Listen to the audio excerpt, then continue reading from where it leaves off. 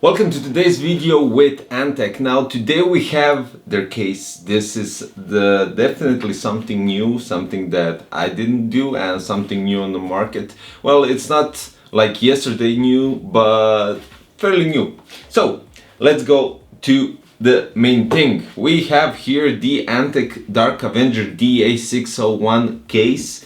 This is a mid case, so medium size. It has support for extended ATX. So ATX, micro ATX, mini ITX and eATX.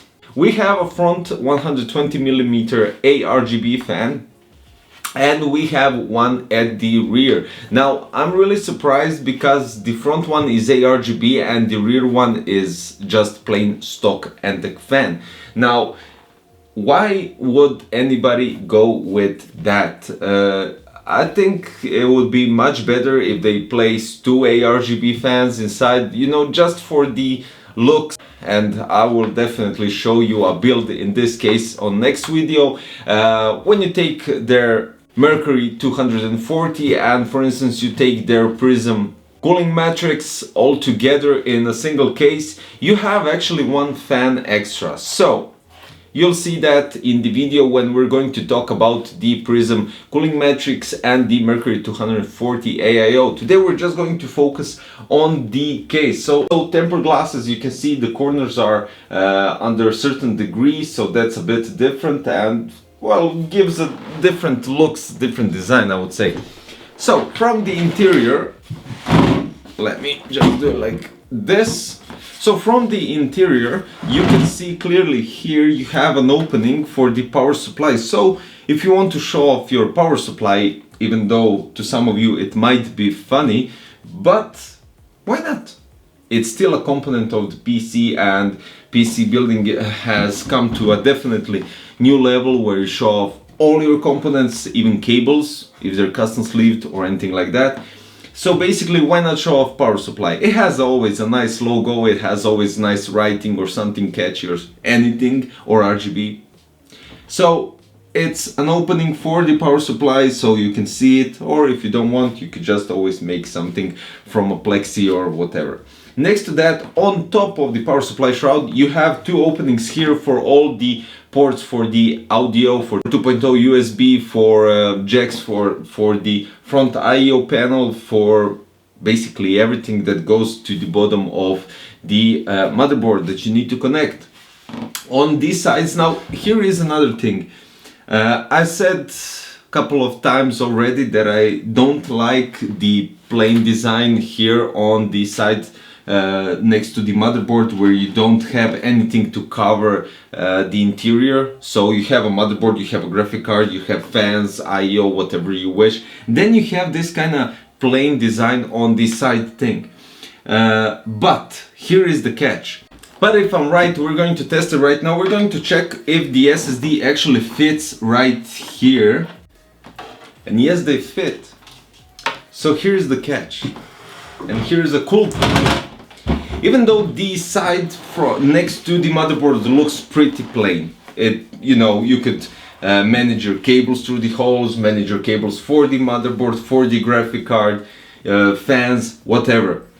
They actually made three holes, three mountings for your SSD, so you could take basically the screws for the SSD and just place it here, right next to the connectivity ports on the SSD. You have the holes so you can manage them nicely from the back side of the case, and this is really cool. Of course, if you have the possibility to buy three SSDs 2.5 inch, so you could place three SSDs here on the side next to the motherboard, which can look really nice. I have to admit it would, and that is actually a good idea. It kind of covers everything up, and it does make a nice design and everything. Now, when it comes to radiators, fans, you have, of course, and we need to mention dust filters. So, talking about dust filters, we have one here at the back under the power supply. You just slide it out, and that's it. On top, you have a magnetic one, as you can see. You just pop it up and that's all. And on the front you also have one, but then you'll have to remove the front panel to reach it. Talking about something that is like radiator cooling, we have the possibility to place 360 radiator on top with fans, because I can see there's enough clearance from the radiators to the VRMs of the motherboard and everything, cables. So basically you have enough clearance to place the radiator 360 on top with fans. Of course you can place the 360 with fans on front as well. We have the backside, of course. I mean, how can I miss that? The backside, and then you think, placing three 2.5 inch SSDs on front, and then you open the backside and you have two more slots right here to place 2.5 inch SSDs. You get a controller for your LEDs. I would call it more like a splitter, because you don't have a direct control through the controller. The controller connects directly to your motherboard. So you have a splitter here. So this is PWM connector for 4 fans that are connected right here.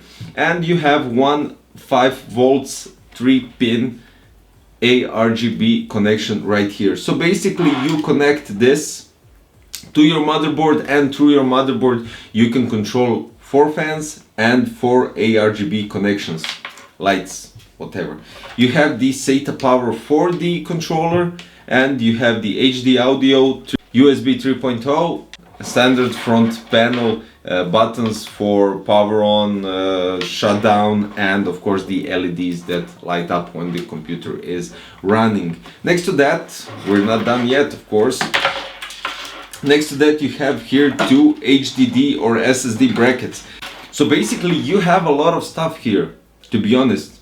You have 3, 5, 6, 7 brackets for 2.5 inch SSDs.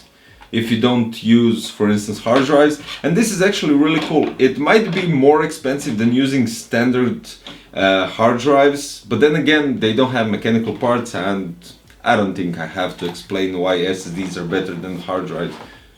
And basically, guys, this is it. I mean, I really love the case, even though I would add the rear ARGB fan as well. Don't get me wrong, I'm not saying anything against non-RGB. I think it would make a nice whole, a nice completion of the case, just by getting it stock without any components, with one more ARGB fan. But I'll show you how you could manage without buying an extra fan, and it's not like you're getting it cheap. You do need to buy some other stuff, and I'll show you because I have an idea. Also, the case looks completely different than anything else currently on the market. It's not like we're talking about some extreme $1,000 cases. No, I'm talking about budget-friendly case that has a different design, that has 2 fans that could somehow manage decent airflow. You have a completely nice power supply shroud with opening for if you want to check out your power supply, and you have a nice radiator mounting possibilities, which is really cool. If you want to go with complete AIO, or if you want to go with a custom loop, there's all these possibilities in a small case, and it supports eATX. What? How is it even possible?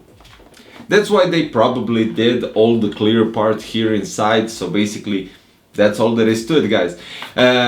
Don't forget, I will be doing another video with the case, and there will be the Mercury 240 AIO with Prism cooling matrix. So all together in one video, I'll manage a build. We're going to talk about thermals and everything.